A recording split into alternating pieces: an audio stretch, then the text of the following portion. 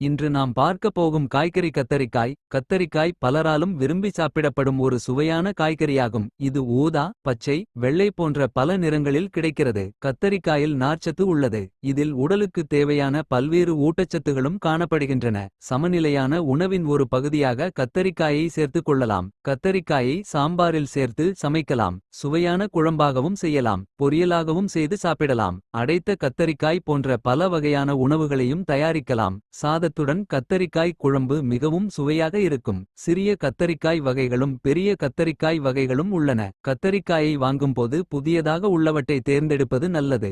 சமைப்பதற்கு முன்பு நன்கு கழுவ வேண்டும். பலவகை காய்கறிகளை உணவில் சேர்ப்பது நல்ல உணவு பழக்கமாகும். கத்தரிக்காயும் நமது அன்றாட உணவில் இடம்பெறக்கூடிய ஒரு சிறந்த காய்கறியாகும். சுவையாகவும் பல வகைகளில் சமைக்கக்கூடியதாகவும் இது உள்ளது. ஆரோக்கியமான உணவு பழக்கத்தை நாம் அனைவரும் பின்பற்றுவோம். தினமும் ஒரு காய்கறியை பற்றி தெரிந்து கொள்வோம். நாளை மீண்டும் மற்றொரு பயனுள்ள காய்கறியை பற்றி பார்ப்போம்.